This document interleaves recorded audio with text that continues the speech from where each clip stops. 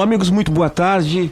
Nós estamos formando, neste momento, mais uma rede Coep de mobilização social.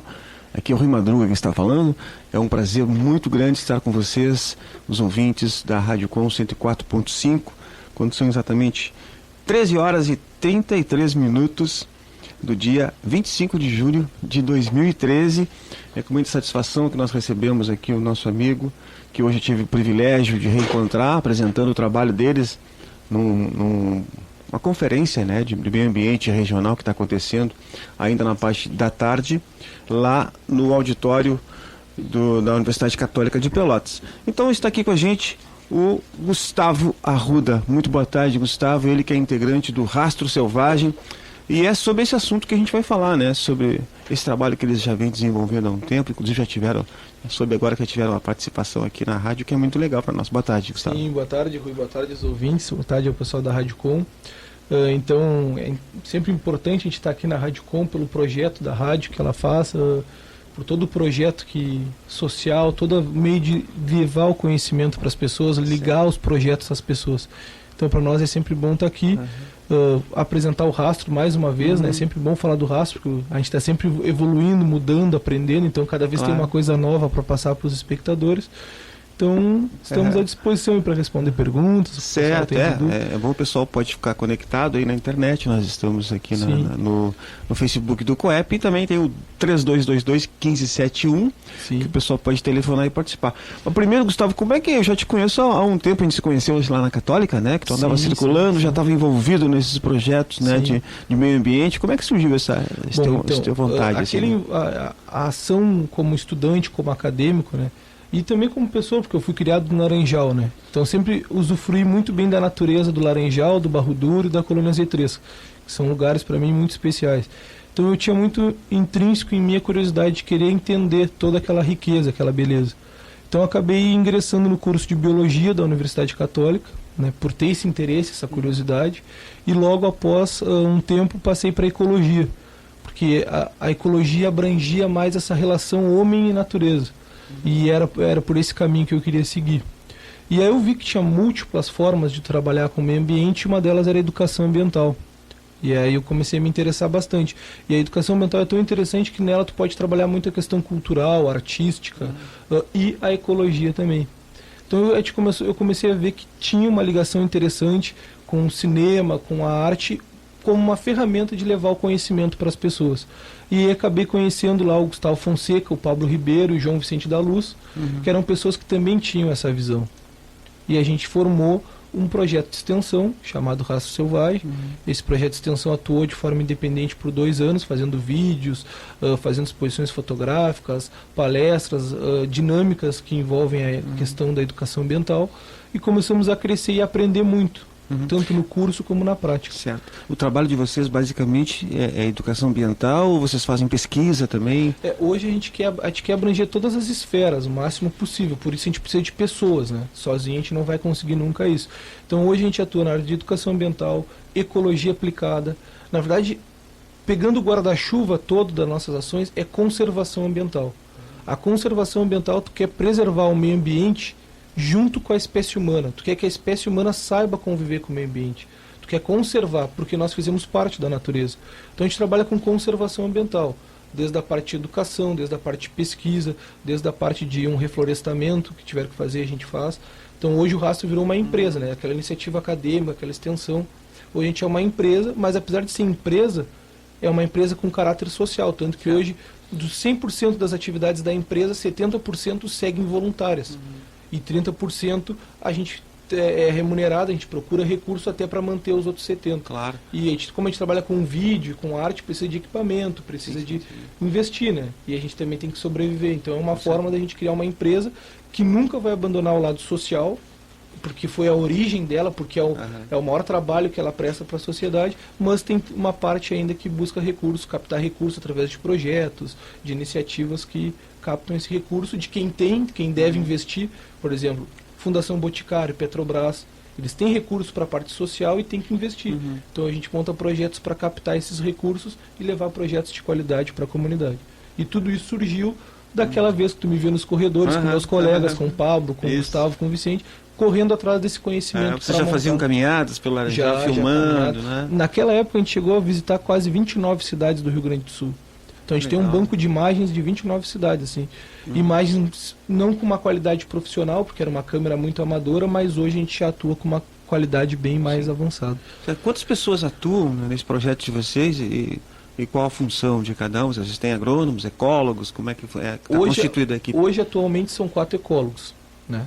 O Pablo, o João, como eu havia falado, o Gustavo e eu. Sou o Gustavo. E nós 4 atuamos, somos ecólogos formados. O Vicente é especializado em biologia da conservação.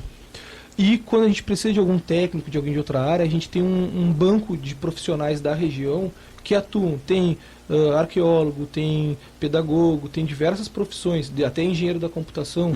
Tem um leque de profissionais que sempre que a gente vai montar um projeto, a gente liga, ó, a gente está mandando um projeto para a Petrobras, vai precisar de um site com um jogo interativo. Para as crianças trabalharem na sala de aula, na internet, a questão do lixo, por exemplo. Quanto tu nos cobra para fazer esse site? Eu cobro tanto. A gente vai lá e insere aquele custo dele no projeto e manda para o edital na expectativa de ganhar esses fundos para elaborar o projeto. Então a gente hoje já conseguiu distribuir muito recurso para profissionais que trabalham com essa área mais alternativa da ciência, da educação, que é a educação ambiental, e conseguiu distribuir tanto para artistas mesmo. A gente está sempre orçando o preço de artistas, tanto de rua como artistas profissionais. Profissionais são todos, né? Mas artistas com CNPJ, com tudo instituído, e artistas de rua. A gente sempre procura inserir nos projetos a arte e tentar contratar todos para dar renda, para mostrar que é uma forma de se viver, que não é só brincadeira, né? Claro.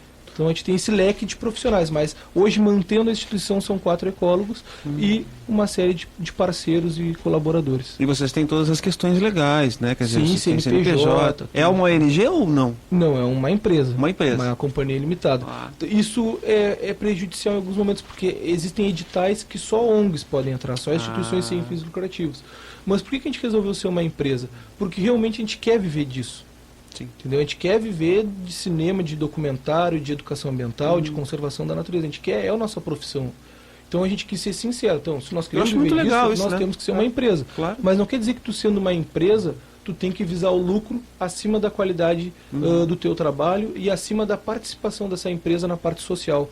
A empresa, ela não está aqui só para tirar o dinheiro das pessoas. Ela tem que prestar um serviço que vai melhorar a qualidade de vida delas. Claro. E em troca tem um custo para manter esse serviço.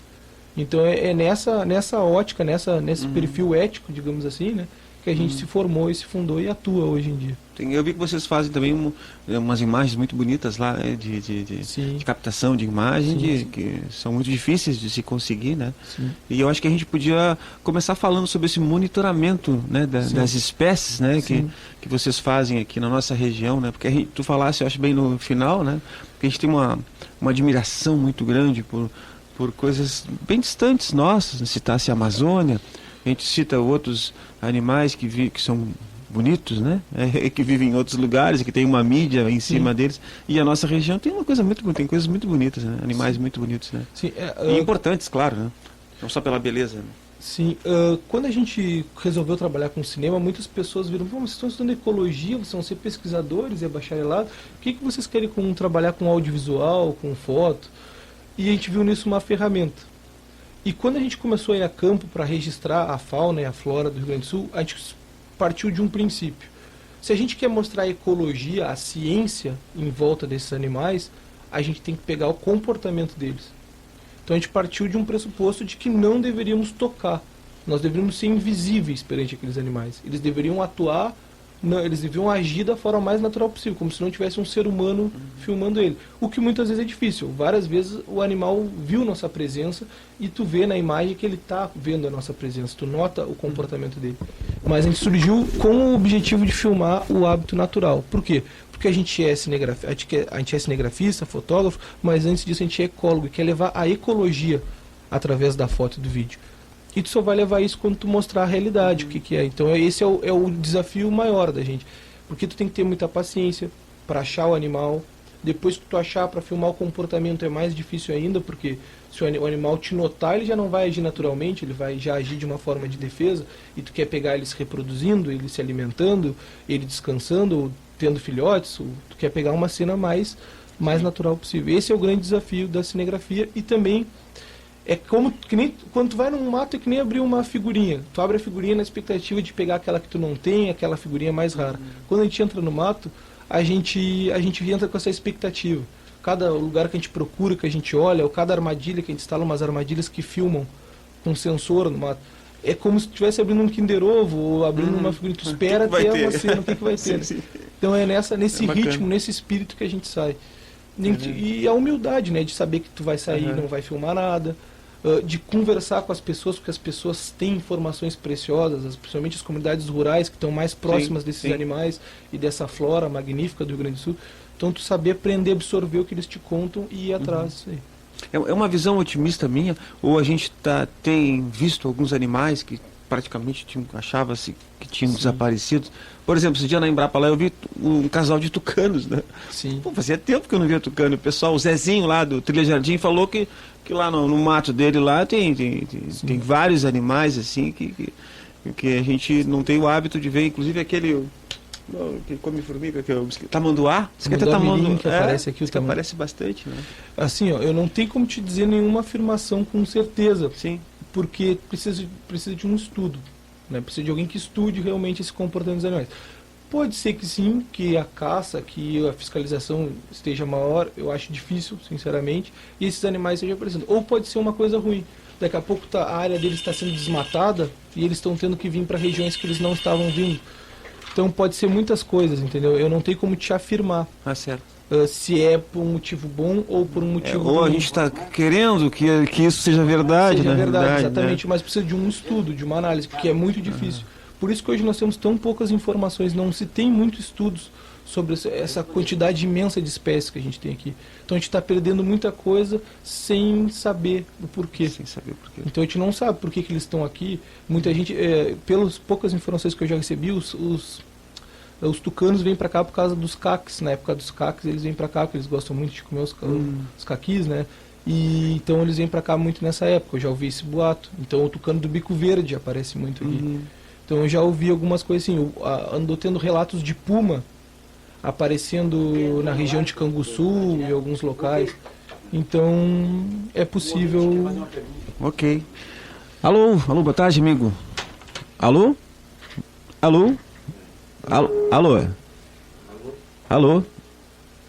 Fala. Alô, quem fala? Boa tarde. Alexandre. Boa tarde, Alexandre. Alexandre? Isso. Tudo bem, Alexandre? Tudo. Beleza, quer participar do bate-papo aí, então? É uma perguntinha assim, ó, uma curiosidade, na verdade, né? Eu moro aqui, para te localizar, eu moro aqui perto da empresa Santa Maria, aqui no Areal, tá? Certo. Para te localizar, assim, geograficamente. E todos os dias de manhã, eu observo, que eu moro aqui no Sobrado, então eu observo o movimento de pássaros indo do lado aqui da cidade, lá em direção ao cotovelo, lá para Rodura, voando, no caso, assim, né? Todos os dias de manhã, aquele movimento para lá. E de tarde, o regresso, não sei se são os mesmos, mas provavelmente são os mesmos, de lá para cá. A minha pergunta assim, é por que eles fazem essa ida de manhã e essa vinda de tarde e vêm descansar aqui perto da cidade? Por que não ficam lá perto, assim, se é por causa de alimentação? Realmente eu não sei qual é o objetivo, qual é a lógica do animal, né, no caso, do pássaro, né? Sim. Em ir todos os dias de manhã para lá e todos os dias vir de lá para cá. Qual é que é, se você tem essa formação, assim, para... Tem que ver quais são as espécies. Provavelmente deve ser o maçarico, não é? Que tem um bico... um preto, aqueles pretos. E até gaivota também. Tem uma época do ano que as gaivotas fazem mesmo... É que lá é a área de forrageio deles. Forragear é a área onde eles se alimentam. E depois que eles se alimentam durante o dia, eles procuram um lugar mais seguro para se recolher à noite. Se são os mesmos indivíduos que estão indo para lá e voltando, pode ser por isso. Eles vão lá, se alimentam e depois voltam para cá. E pode ser que eles estão indo para áreas mais perto daqui a pouco. Quando vê, não são áreas tão longínquas assim. Pode ser uma área mais perto que a gente não sabe qual é. Pode ser até uma Rua Pelotas, mas se é uma área mais segura, provavelmente a área mais segura é a margem do arroio, perto do arroio. E não assim perto aqui até nessas aves que tem aqui no Areal, aqui, eles pousam aqui de noite. Sim, depois fazem e voltam de novo. Que é um lugar menos seguro, tem mais luz, tem mais barulho, inclusive, do que lá naquela região. Aqui. Mas lá, por exemplo, eu não é com certeza, é aquilo que eu falei, tudo precisa de um estudo, de uma análise. Mas, por exemplo, lá na beira do rio, ele vai encontrar mais predadores, por exemplo. Então, para lá, para ele, pode ser mais perigoso. Aí não vai ter tanto predador natural, porque o homem já acabou com a maioria dos predadores naturais dele aí. Então, mesmo assim, ele pode se sentir mais seguro aí do que na margem lá, porque na margem ainda pode ter um gato do mato, um próprio graxaim, algum animal que pode ainda caçar ele, e talvez lá seja mais, entendeu, mais inseguro para ele, digamos assim. Eles procuram uma forma de sobreviver. O animal quer se manter vivo para se reproduzir. Ele quer engordar, comer, se alimentar bem e se reproduzir, né? Para manter a sua geração viva. Então pode ser. Na verdade, não é um só, né, cara? São, tu olhar assim, tu não consegue nem contar, são bandos, realmente são bandos. É um bando. E é sempre ao entardecer, né? Quando terminou o dia, eles se retornam, né? De manhã, quando tá clareando, eles estão indo. Do seguia tem um horário, tem um hábito mais noturno, ela passa mais de dia e noite fazendo aquele barulho lá, né? Aquela característica da tiguia, né? Que é diferente também, né? Mas esse não, é sempre assim, é quando o sol tá raiando, aparecendo no horizonte e depois que tá se pondo. É uma imagem muito bonita, né? Sim. É uma imagem bonita, É bonito, é isso que é mais ou menos por aí. Ele se alimenta durante o dia e à noite procura um lugar seguro. Às vezes esse lugar realmente é distante do local onde eles se alimentam. E tem vários motivos, depende da espécie, mas provavelmente é por isso, eles se alimentam lá e esse lugar deve ser mais seguro para eles dormirem à noite e de dia eles retornam para lá para seguir a alimentação. Não sei se tu conhece que o Ariel tem ali o Sanatório Espírita, tem umas árvores grandes naquele terreno ali eles pousam também ali, inclusive, né? Sim, fica um bando, né, de... tudo nas árvores, assim, por ela, de manhã faz aquela revoada, eles pegam levantar voo, é um troço interessante ver aquilo, né? Sim, é bonito, né? É isso aí que a gente tem que preservar, a gente tem que hoje em dia as pessoas se esqueceram de admirar isso aí como tu tá admirando, né? Esse contato com a natureza hoje é raro em algumas partes da cidade. Aqui no centro a gente não tem tanto contato porque aqui os animais raramente vêm. E tu tá tendo o privilégio de ter contato com animais que muitas pessoas não têm, né? Porque de manhã, por exemplo, ali no calçadão mesmo ali, aquele tem de pardal de manhã levantando voo, fazendo revoada ali, ou então os anus, na época do anu, era incrível, aquilo de manhã cedo, levanta aquelas árvores ali no calçadão ali, eu sei porque eu passo às vezes quando de manhã cedo ali, eles estão levantando voo, aquilo é uma revoada incrível também, né, chefe? Sim. Tu sabia por que o pardal vive bem no centro da cidade? Nesse aspecto aí me parece que para ele ficou mais cômodo, né? Ele é um animal exótico nosso aqui, né? Sim, ele veio da Europa. Exatamente, né? Então tem esse aspecto da comodidade, a gente costumou também alimentar. Por exemplo, eu mantenho um hábito aqui na minha casa, aqui todos os dias de manhã, como se fossem meus filhos, é um pátio, não é apartamento, é um pátio, eu tenho esse privilégio também, né? Então o que eu faço? Eu tenho já um pacote só com aquele arroz para cachorro, lá, e farelo de pão, e atiro assim no terreiro, né? Tinha um punhado ali, então aquilo junta pomba-rola, junta pardal, tinha até um pavão do mato aqui, vocês conhecem o pavão do mato, que é um bicho muito bonito também. Sim. É um bicho raro, inclusive, aqui na cidade, já apareceu aqui no pátio comendo, tem romã, tem pé de bergamota, tem isso aí atrai bastante pássaros. Exatamente, aí tu vê que é um privilégio, cara. Então, mas a minha curiosidade é sempre essa, por que se ele está num lugar perto da alimentação, não seria tão lógico ele se afastar tanto, gastando tanta energia para vir para a cidade? É por causa da segurança, porque é à noite que o predador vai sair. Se ele estiver dormindo numa área que pode ter muitos predadores, é mais risco que ele está correndo, e ele evita esse risco. Então, provavelmente, ele vai para uma área mais segura. Agora, já uma questão mais técnica. A coronilha, ela é uma árvore considerada uma árvore, por exemplo, que não pode ser cortada, ou qualquer um pode chegar e tocar-lhe machado na coronilha? Hoje em dia, até uma árvore exótica, por exemplo, um eucalipto, um pinus, tu vai precisar de um licenciamento para cortar. Tu vai precisar ir na Secretaria de Qualidade Ambiental e fazer um pedido para o corte dessa árvore. Então, hoje, todas as árvores têm que passar por uma análise da secretaria. Infelizmente, às vezes é burocrático demais, mas tem que passar por uma avaliação deles lá. E essa avaliação eles vão tramitar e vão te dizer se tu pode cortar ou não. Eles vão avaliar a situação para tu poder cortar ou não. Se tu cortar e eles descobrirem que tu cortou sem esse processo, aí tem que responder, pagar multa, responde a um processo, tudo mais. Então tem que passar pela Secretaria de Qualidade Ambiental. Sendo exótico ou não, todo corte tem que passar. Claro, e eles geralmente solicitam uma compensação ambiental. Se é uma árvore nativa, eles vão te pedir X números de mudas em troca tu vai cortar aquela, mas tu vai ter que doar tantas mudas para a prefeitura. Se tu cortar uma exótica, às vezes eles cobram menos mudas em troca daquela exótica. Porque ela é exótica, mas mesmo assim tu está cortando uma árvore que tem um papel isso nos critérios deles, né? Então tem que passar por um processo. É burocrático, às vezes as pessoas demoram muito tempo para cortar uma árvore que está te prejudicando, às vezes a tua casa, a fundação da tua casa, mas é o procedimento legal que a gente vive. Talvez tenha que ser adequado, mas é o processo. O meu questionamento é o seguinte: eu tenho uma coronilha aqui na minha casa, que ela deve ter quase 200 anos, sei lá, porque há 30 anos faz que eu moro aqui, 40 anos que eu moro aqui, ela já era coronilha, né? Sim. Mas o meu medo é que, como ela fica mais para dentro do meu pátio, mas a copada dela se esparrama pelo pátio do vizinho. Sim. Aí eu tenho medo que um dia o vizinho se enche o saco lá e queira derrubar minha coronilha, cortar minha coronilha. Se fosse tu, assim, tiraria a foto dela, fotografa e leva para a Secretaria de Qualidade Ambiental e ver o que eles te orientam a fazer. Porque ela, na verdade, ela não está assim, eu cuido para alguns galhos que estão querendo pegar, não é um galpãozinho, que não é casa, é um galpãozinho da lenha ali, para não ficar pegando no telhado, para não... essas coisas assim, só uns galhozinhos assim para não dar problema, justamente isso. Mas como uma árvore muito frondosa, assim, ela funciona como um ninho de passarinho, inclusive à noite, de abrigo, né? Eu receio que um dia o cara, alguém desembeste, queira derrubar a coitada da coronilha, que não tem nada a ver com pato, e que a raiz dela mesmo, inclusive, não é a raiz daquela igual figueira que vai derrubando o muro, não. É diferente o processo dela, né? Então até eu já consegui fazer uma muda dela, agora recentemente, com uma muda num vaso, assim, para ver se consigo pelo menos guardar um filhote daquela, que costuma dar uma muda daquela coronilha, né? Geralmente a SQA orienta também que tipo de muda tu pode plantar na tua calçada, por exemplo. Porque às vezes as pessoas plantam uma figueira da folha grande na calçada e ela levanta aquelas raízes e acaba estragando a fundação da casa e a calçada. Então até para o plantio de uma muda tu tem que ter um aconselhamento. E quem deveria dar esse aconselhamento são tanto a SQA como as instituições de ensino. As universidades que trabalham com o meio ambiente têm que dar essa informação para a população, porque daí evita muitos problemas depois, né? Só que tem muitas árvores que são antigas, como tu falou, esse aí tu disse que pode ter 200 anos, então naquela época não se tinha esse pensamento, né?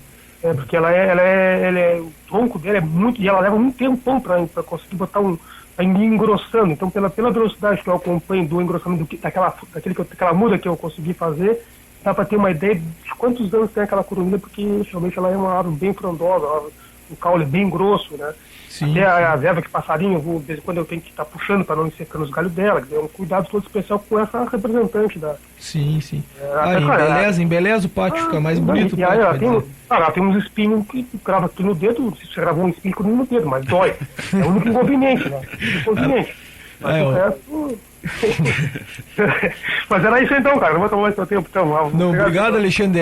Isso aí que é importante, assim, o questionamento, o diálogo, pra gente, porque tu me ensinou muito aqui, não foi só. Eu passei um pouco das informações que eu tenho muito que aprender ainda, mas eu pude passar um pouco do meu conhecimento, mas eu aprendi muito contigo, então eu te agradeço a participação. Significou muito aqui pra mim e acredito que pro Rui também, né? Pra nós aqui, esse é o objetivo da gente estar aqui, né? Não, tá certo. Aí um dia que tu puder aqui acordar de manhã, tu pega a tua câmera e filma esses pássaros cruzando aqui.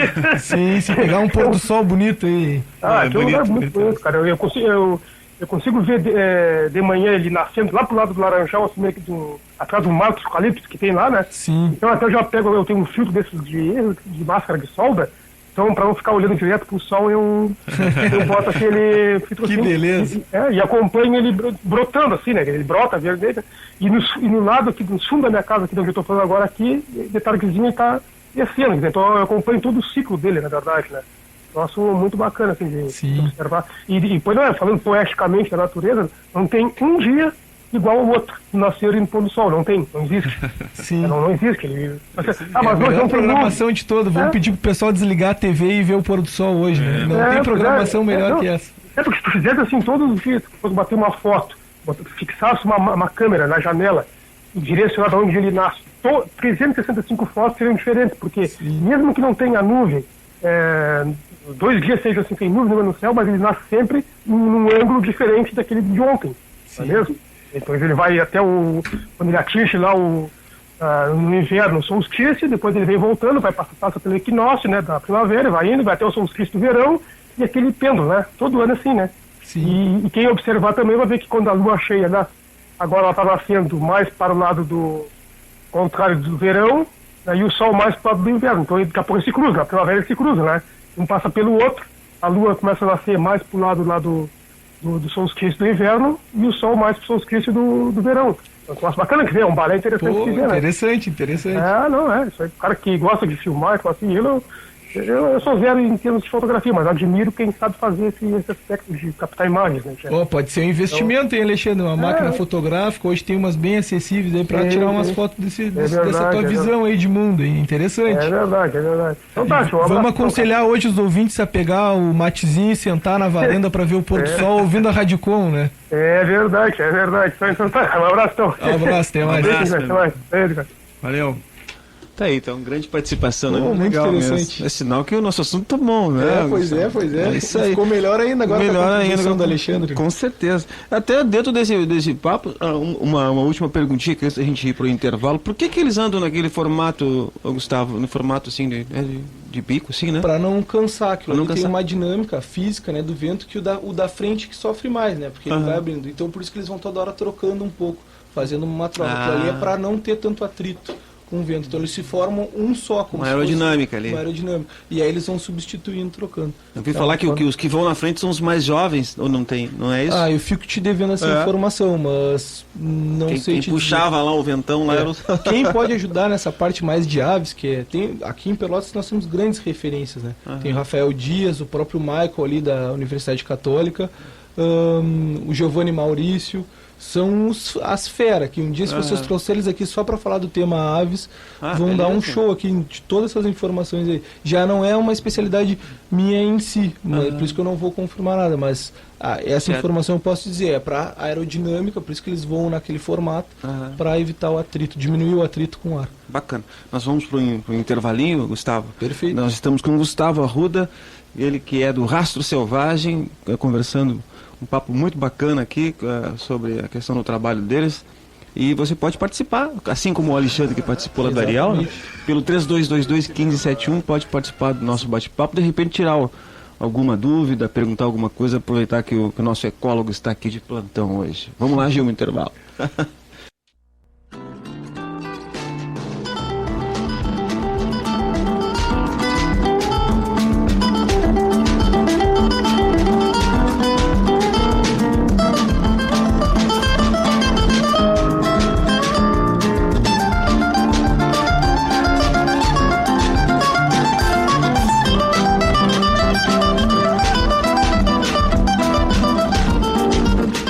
Nós retornamos então aqui com a Rede Coep de Mobilização Social, quando são 14 horas e 3 minutos, hoje aqui no nosso programa, com o Gustavo Arruda, que faz parte do grupo Rastro Selvagem, e a gente está conversando então sobre o nosso meio ambiente, né? E, afinal de contas, como é que está o nosso meio ambiente aqui, a nossa natureza, nessa região aqui, Gustavo?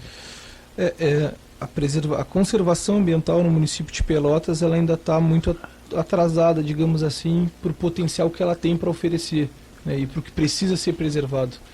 Então a gente tem muito que melhorar aqui. Eu acredito que só vai melhorar quando o conhecimento gerado na academia, né, gerado na universidade, quando esse conhecimento começar a ser levado para o poder público e o poder público se apoderar disso aí e fazer projetos junto com essas universidades e junto com a comunidade. Eu acho que isso é muito importante.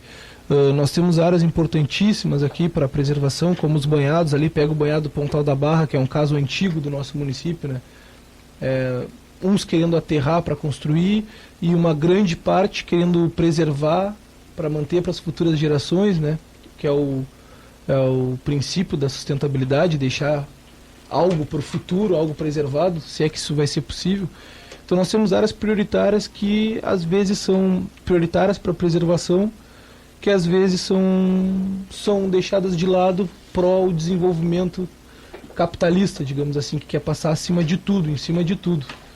Então a gente tem muito que melhorar ainda no nosso município. Agora mudou a gestão, né? Mudou a gestão da SQA, mudou o prefeito, mudou muitas coisas.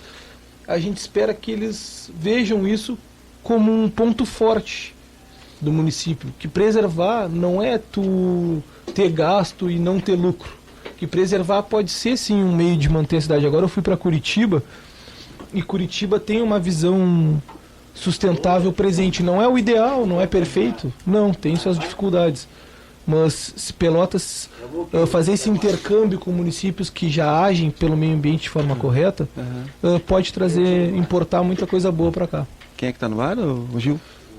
O Pedro. Pedro das Neves? Bom, desculpa te interromper, mas é que nós estamos com o Pedro das Neves e ele está lá diretamente lá do auditório da Universidade Católica, nesse evento que tu participaste hoje de manhã, e ele tem alguma contribuição com a gente lá. E daí, Pedrão?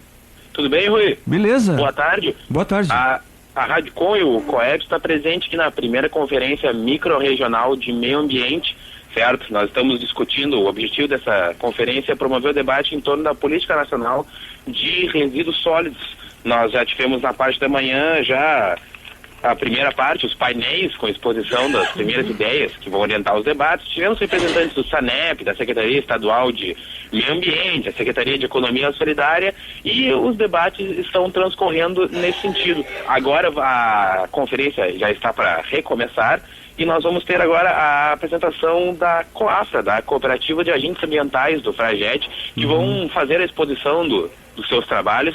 E nós estamos aqui acompanhando as discussões e os debates irão orientar as ideias que os delegados que serão tirados daqui irão levar para a Conferência Estadual. A Conferência Estadual, como já é de se imaginar, ela antecede a Conferência Nacional, é um ambiente, é um espaço muito importante que vai orientar as diretrizes da política nacional de resíduos sólidos.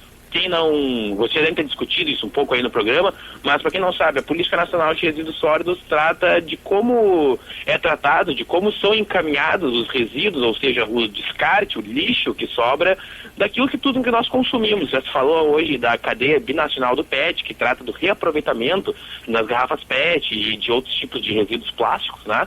E os debates estão transcorrendo. Agora nós vamos ter discussões em torno dos eixos temáticos, que vão falar de educação ambiental, geração de emprego e renda, tudo em torno dessa discussão do descarte dos resíduos sólidos. Bacana, Pedro. E tu tá sabendo bastante, né, dessa apresentação do pessoal do COAFRA lá, já que tivesse essa oportunidade de preparar esse vídeo para eles, né? É um trabalho muito bacana, né, Pedro? Exatamente, o COEP tem um trabalho bem de aproximação, de contato direto com essa cooperativa, que faz um trabalho de recebimento de resíduos sólidos e de encaminhamento para eles, né?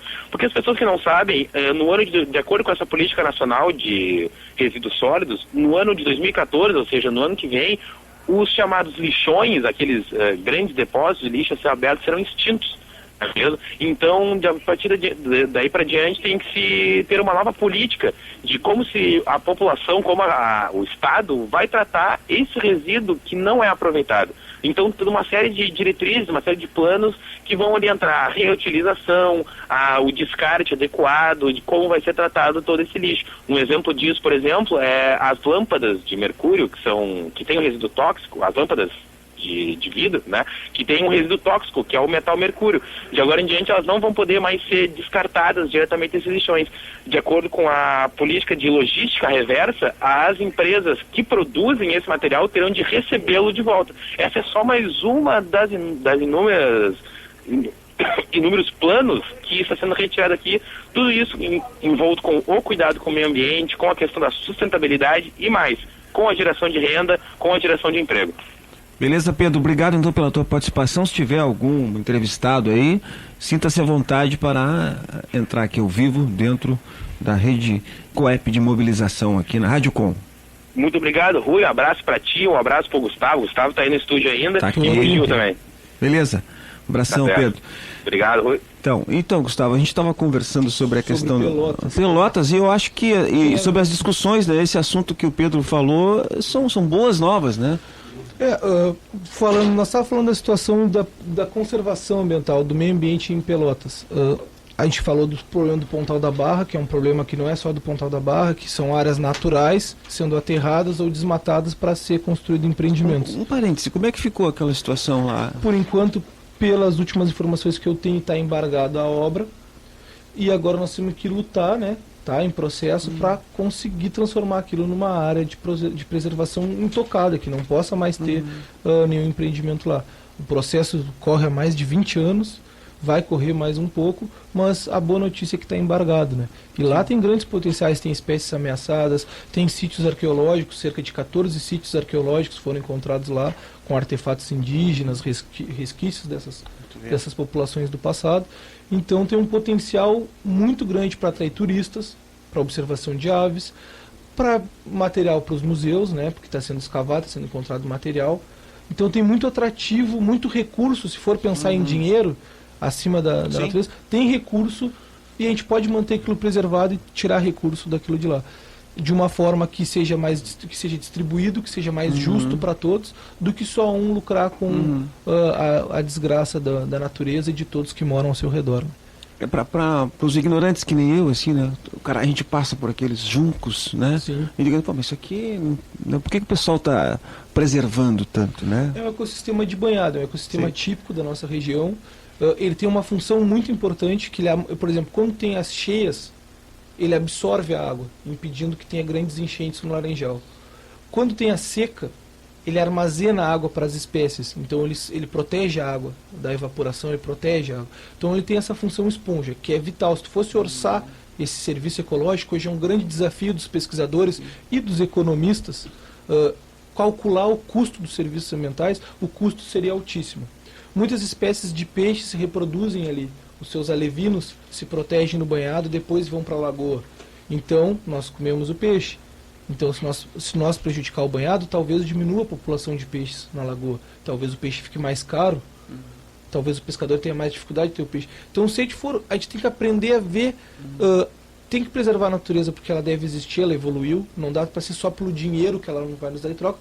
Mas se for pensar na mentalidade capitalista e dos economistas, a natureza preservada, bem administrada, pode gerar mais dinheiro do que um prédio.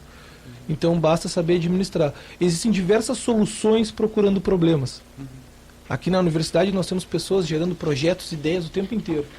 Acho que está na hora do poder público fazer uma ligação, conectar essas soluções, conectar essas ideias e dar um jeito de dar subsídio para essas ideias. Por exemplo, o Fragete captou recurso da Petrobras esse ano. Então, eles tinham uma solução para um problema que é o resíduo sólido. Eles eram referência a uma das cooperativas mais elogiadas da região. Então, eles tinham uma solução. Mostraram que tinham a solução, receberam recurso para aplicar essa solução aos problemas que existem na cidade. Então, acho que está faltando conectar isso.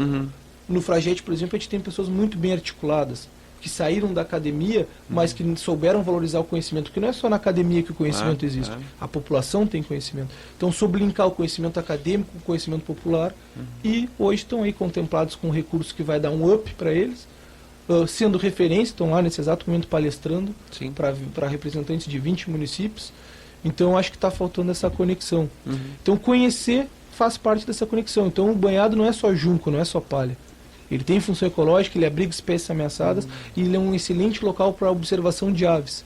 E a observação de aves gera muito dinheiro em diversos países. Tem países que vivem só de observação de aves.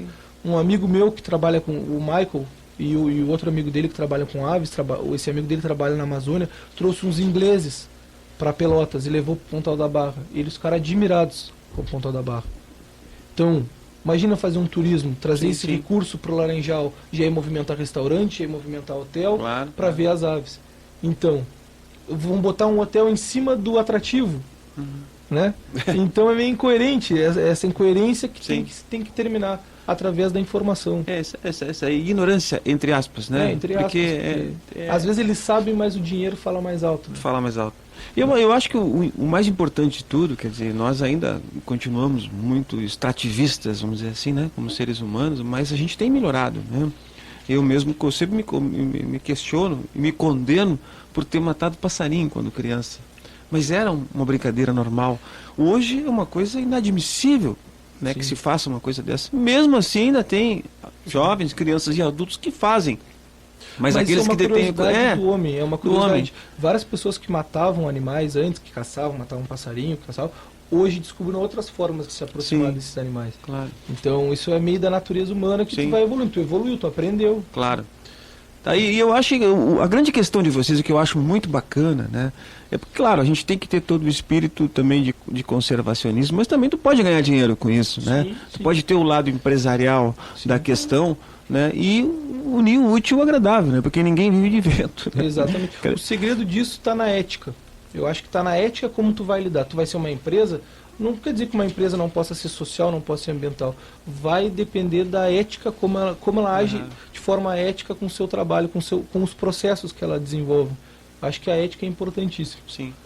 Por exemplo, mudando um pouco de assunto com relação ao curso de ecologia, né? Sim. Ele não é um curso reconhecido ainda. Ou ele já foi reconhecido pelo MEC, já tem... O curso é reconhecido, a profissão está em processo de reconhecimento.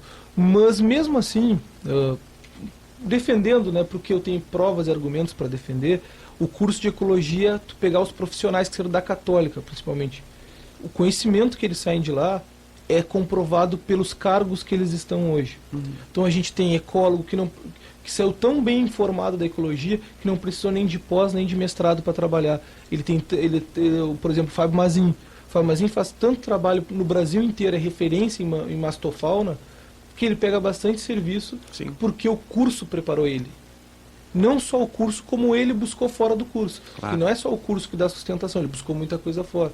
Então nós temos grandes ecólogos que, mesmo a profissão não sendo reconhecida, estão em grandes cargos, estão dando aula em grandes faculdades com doutorado.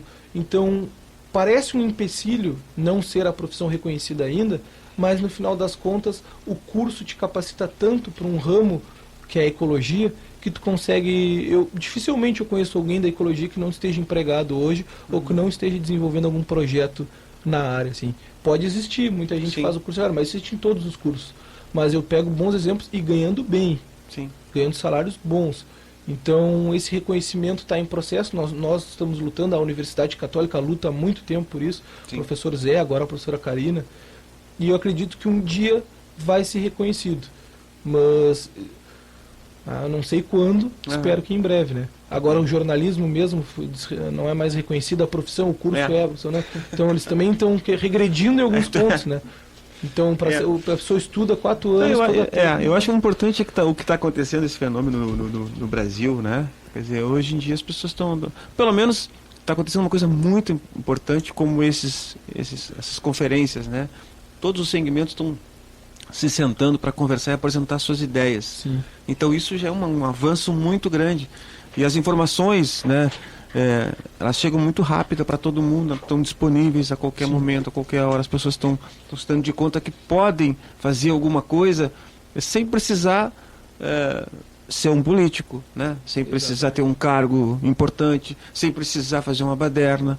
Ele tem informação, né? Ele tem os meios de comunicação, ele tem uma ferramenta importante. E eu acho muito bacana que está acontecendo isso. Hoje mesmo, na Embrapa, tem um seminário sobre agrobiodiversidade. Sim. Quer dizer, então, 2 seminários, tudo a ver, né? Sim. Agrobiodiversidade, aqui é ecologia. Acho importante que está se falando bastante. Hoje nós temos a maioria dos alunos da Católica, da ecologia, ou estagiam ou já estagiaram na Embrapa. Ah, sim. A Embrapa é um grande caminho, um grande local de aprendizado para esses alunos. Eu espero que muitos deles possam se tornar profissionais e funcionários concursados lá. Tem muitos que continuam, passam nos concursos lá, então, né? Então, eu acho que é um grande celeiro de aprendizado, é bem interessante. Sim, hoje tem um centro especificamente para trabalhar de agricultura familiar, né? Um centro de agricultura ecológica, que está crescendo, né? E o mais importante está junto com os produtores, né? Está pesquisando junto com os produtores, né? O pesquisador hoje já não tem mais aquela... É que nem vocês fazem uma observação, vocês têm que observar o conhecimento do pescador, o conhecimento do cara que mora na área, tipo que nem o Alexandre que telefonou pra gente, né? Ele já aprendemos um monte com ele, né? Essa questão de ir encontro, né? Isso vai muito da humildade, tu saber. Às vezes tem pessoas que têm doutorado e que se negam a ouvir uma pessoa que não estudou. Então acho que essa bolha não pode te impedir de absorver o que o mundo tem para te oferecer. Não vai ser só num livro ou ouvindo um professor que tu vai aprender. Tu está aprendendo o tempo inteiro.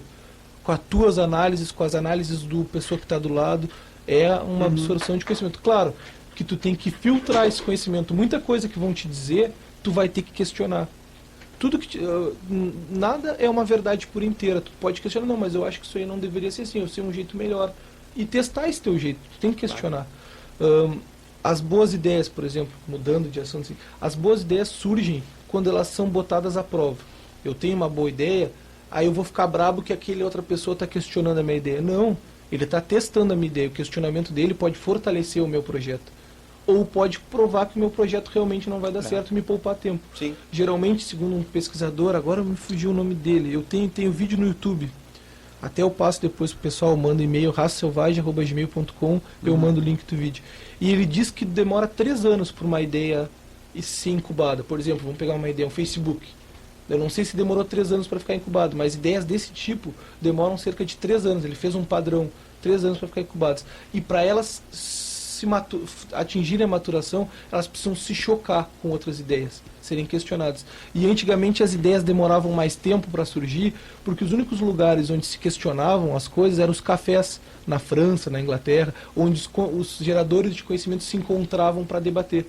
Hoje não, hoje a gente debate no Facebook, hoje a gente debate na rádio, hoje a gente debate no telefone. Então hoje a maturação dessas ideias, o período de incubação delas está mais rápido. Então a gente está surgindo muita coisa nova muito rápido e talvez cada vez vai ser mais rápido. Sim, sim. Porque daqui a pouco a gente vai começar a desenvolver isso já na escola e vai já ter muitas ideias, muitas ideias. Espero que essas ideias sejam a maioria sustentável, né? É o que a gente espera. Eu vou fazer uma outra pergunta, que a gente está indo para o final aí, sim, Gustavo, sim. Que é com relação ao javali. Vocês têm, que falam que uma praga que está nos campos, que tem conhecimento desse animal? Sim, falar se realmente é isso que acontece, ele é uma praga, ele é um problema para os criadores? O javali foi trazido para cá para ser um animal, ser criado e para abate, né? Por se reproduzir fácil, por crescer, engordar bastante, e também para safaris de caça. O pessoal trazia muito, soltava para fazer safari de caça, para caçar. E o animal tem um alto potencial de reprodução, ele se reproduz de uma forma absurda, ele come de tudo. Não tem predador natural aqui. O que poderia ser predador dele é a onça e o puma, mas nem uma onça eu acho que dá conta de uns 4 javali, e eles andam em bando. Nem a onça eu acho que conseguiria dar conta de tanto javali. Então realmente ele é um animal invasor, exótico, foi trazido, não é nativo daqui, então as espécies daqui não evoluíram com ele. Então ele não tem nenhum animal que possa matar ele, que possa controlar a sua população. Então ele está achando muita comida, muita área, e o único predador dele é o homem. Né? Tu pode ver que tu acha vários vídeos de caçada e fotos de caçada de javali aqui no Rio Grande do Sul na internet. Então realmente, o que precisa? Precisa de política pública, precisa ouvir esses produtores, que não adianta o político resolver o problema longe de quem está enfrentando o problema na linha de frente. Então tem que ver um jeito legal de matar esse animal, justo, digamos assim, humano, né? Que não seja também sair atirando no bicho à moda louca. Tem que ter um estudo, tem que ter uma caça padronizada. Tem um tipo de caça que desenvolveram, que é uma jaula que tu ceva o porco. Como assim? Tu ceva, tu bota comida para ele. Aí vai chegar um ponto que de uma só vez tu vai pegar uns 20 porcos, 15 porcos, porque tu vai, ele entra e tu deixa ele sair. Ele entra e deixa ele. Quando ele se sentir seguro e saber que todo dia que ele for ele tem comida, tu instala numa armadilha. Isso é um método que os americanos utilizam. Até nem sei se eu poderia estar falando isso aqui, mas falei, paciência. Então tem metodologias menos agressivas do que tu dar uma arma para uma pessoa sair atirando, né? Tem jeitos de tu capturar o animal sem andar armado. Que o grande problema, eu acho, que de não liberarem a caça é a arma. Né? Se liberassem a caça, não pode ter arma, campo de armamento seria uma incoerência. Então tem que ter um diálogo, mas eu acho que tem que ser resolvido, senão muitas espécies nativas vão se extinguir, vão se prejudicar com o javali, porque ele é muito agressor às espécies nativas. Vai ter uma perda econômica muito grande, porque ele causa danos imensos à agricultura. Só que tem que ter uma forma... Tem que agilizar, não adianta também a gente burocratizar, porque tem que fazer uma lei, isso, aí o caçador que está me ouvindo agora diz, putz, o cara quer burocratizar. É só eu pegar minha bala aqui, carregar minha arma, eu vou ali e resolvo o que ele quer burocratizar. Eu não discordo nem concordo, porque eu não estou na frente das dificuldades dele. Daqui a pouco ele depende, já perdeu muito dinheiro, está passando dificuldade por causa do bicho, né? Então acho que tem que ser estudado e criar uma política pública definitiva. Ou caça ou não caça, ou como vai caçar, ou o que vai ser feito. É isso que tem que ser. É isso aí. Esse dia eu estava assistindo um documentário sobre o peixe-boi na Austrália, né? Que está arrebentando com os animais todos, né? Principalmente com os répteis, Sim. porque ele tem veneno, né? Sim. Então, O peixe-boi... Não sei se é peixe-boi ou um peixe grandão. O sapo cururu. É? É o sapo cururu. Que tem um veneno assim do lado, os É o- outros animais comem e morrem. É o sapo cururu. Lá na Austrália tu tem uma temporada que tu ganha 5 centavos da moeda deles por sapo cururu que tu captura. Porque o sapo cururu foi levado para lá com a intenção de acabar com as pragas na lavoura. Isso. Só que o sapo cururu não se interessou pelas pragas da lavoura, se interessou por outras coisas. Ele se reproduziu tanto que o girino do sapo cururu já é mortal. Nossa. Então não existe predador na Austrália. Então animais nativos que comem o girino e comem o sapo morrem automaticamente. Então a fauna está muito prejudicada. Os peixes que comem o girino morrem, a cobra que come o sapo morre, as espécies de animais, o jacaré que come o sapo morre. Então eles estão perdendo espécies nativas por causa desse animal que se reproduz de forma alarmante. Até o homem, né? Que em contato. É bem venenoso. O cara mostrou aquele carinha que é um cabelinho liso, com O óculos. Richard, não sei. É, aquele pega cobra, o cara faz misérias lá. Então é um grande problema. Lá eles têm essa campanha, 5 centavos, tu pega, só que tu não pode matar, tu leva vivo, leva pra prefeitura num saco plástico que ela mesma te dá e eles matam com um gás.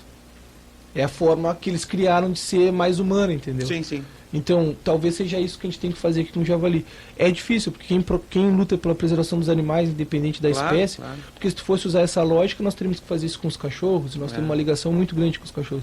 Então tem que ser debatido entre todos. E tem toda a questão cultural também, né? Questão cultural. Tem que levar uma série de aspectos. Né? Se tu for matar todas que são exóticas, nós temos que fazer isso com pardal, com javali, com cachorro doméstico, cachorro de rua. É. Então, como fazer isso? Eu acho que tem que partir do nosso comportamento, de não incentivar daqui a pouco. A culpa foi nossa, né? Agora a gente tem que resolver isso. esse negócio. Gustavo, cara, muito obrigado pela tua participação aqui. Não sei se tu quer deixar os teus recados todos aí. Eu quero deixar um recado. Assim, quem quiser entrar em contato com o Rastro, tem o Facebook do Rastro, procura ele Rastro Selvagem no Facebook, adiciona, acompanha. A gente está sempre postando fotos, vídeos novos. Quando a gente sai para viajar, a gente avisa ali, mostra para a gente está indo. Então ali é um lugar de contato bem direto. Tem um e-mail que é rastroselvagem@gmail.com.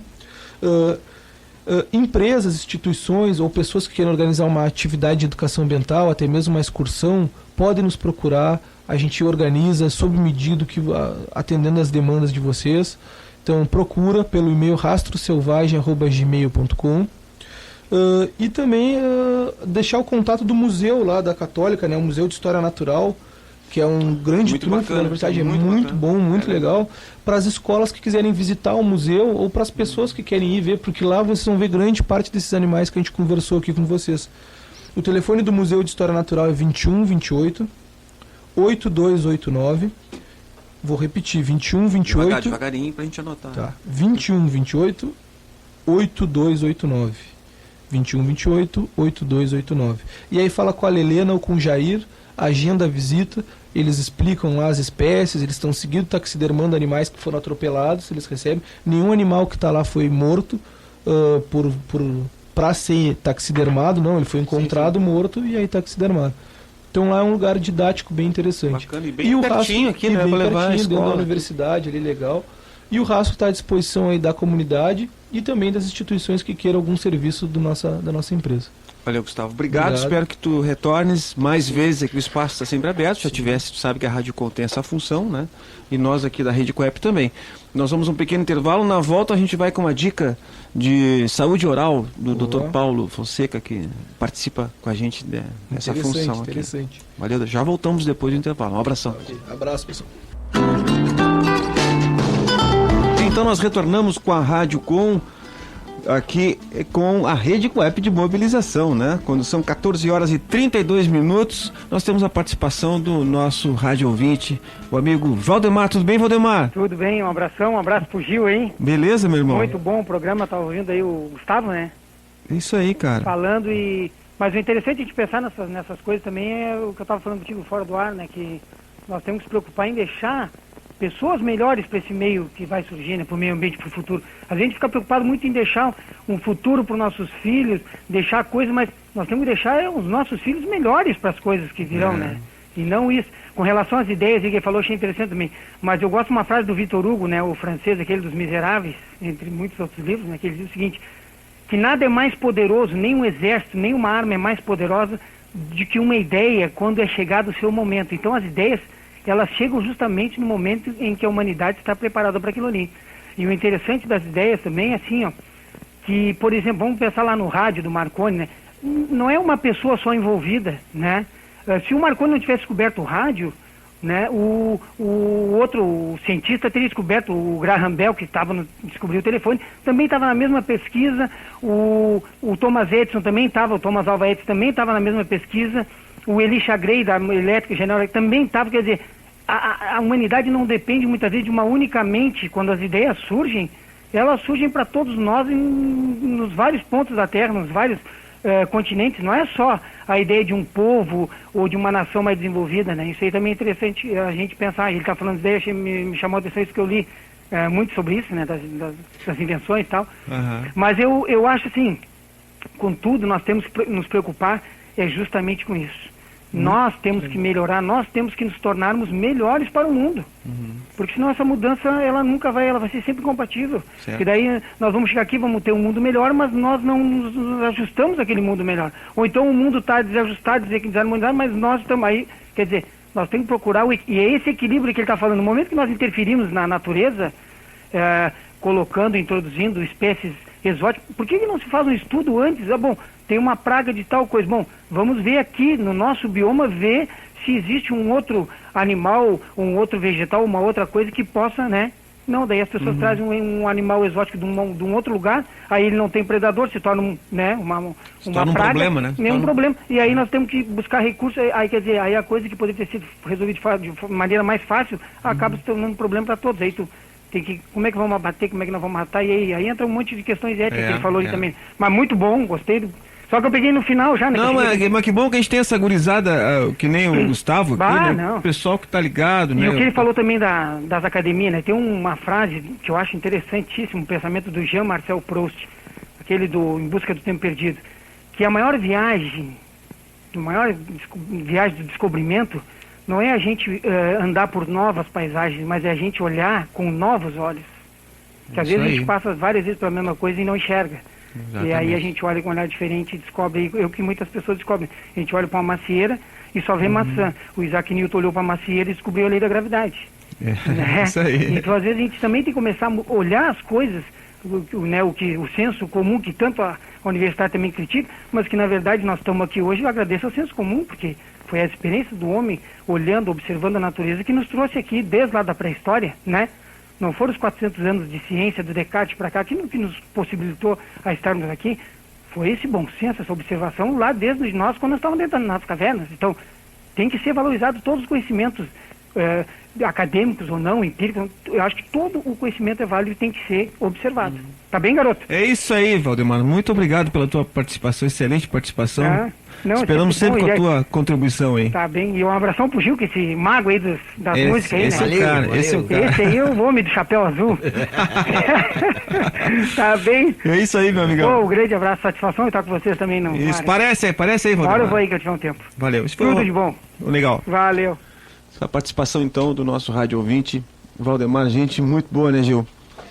Então, coloca uma musiquinha aqui enquanto a gente entra em contato aí com o Dr. Paulo Fonseca.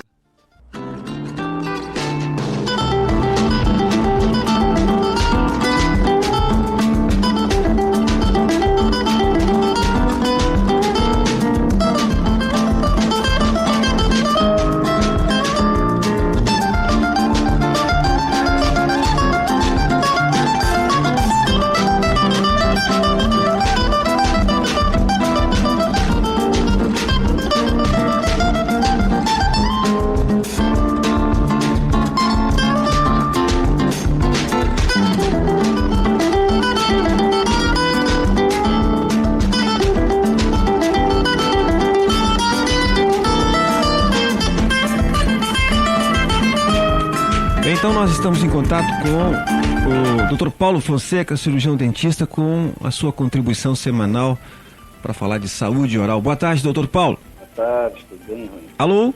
Alô? Alô? Escuta não? Tudo bem, Dr. Paulo? Tranquilo, estamos escutando, uma boa. Então tá bom. Beleza. Tá tudo tranquilo por aí? Tudo dentro da correria, tudo calmo, graças a Deus. Pô, mas hoje tá um dia bonitaço, né?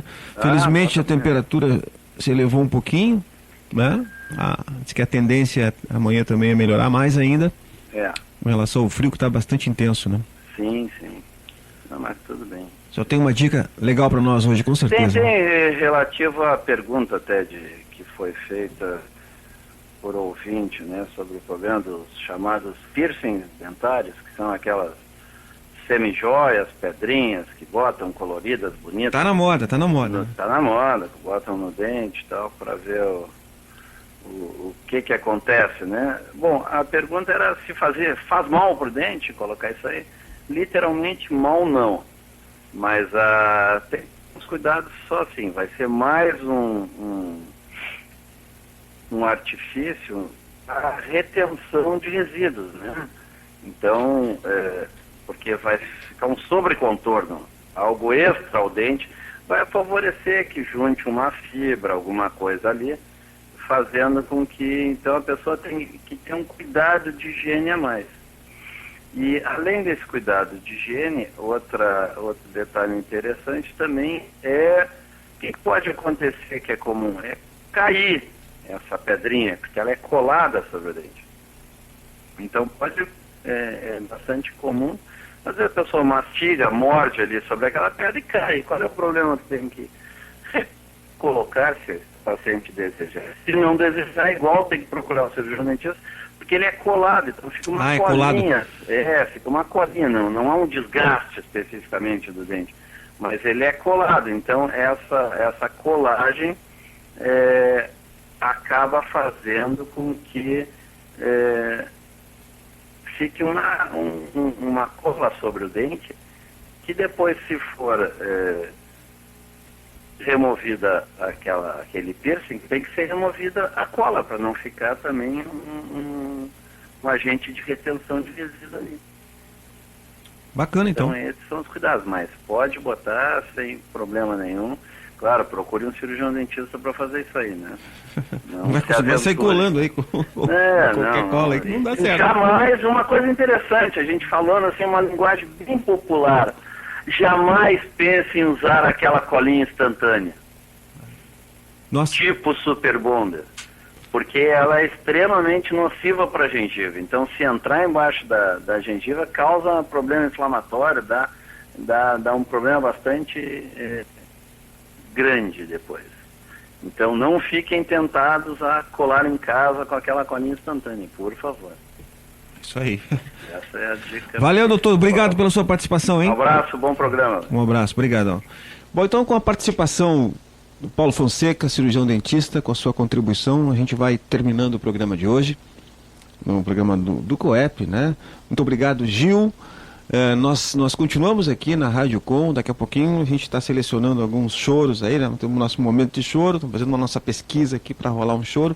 Essa semana nós tivemos uma perda, um grande músico, né? Dominguinhos nos deixou, mas deixou uma obra fantástica, né? Uma pessoa com um jeito muito característico, muito tranquilo de tocar, né? Aquela sanfona dele por tantos anos. Até o Yamandu, tem uma entrevista, falou que a partir de que ele tocou com o Dominguinhos, ele mudou bastante a maneira dele, da execução dele, né? O Yamandu, claro, tem sempre toda aquela energia, né? Aquela velocidade nas notas, né?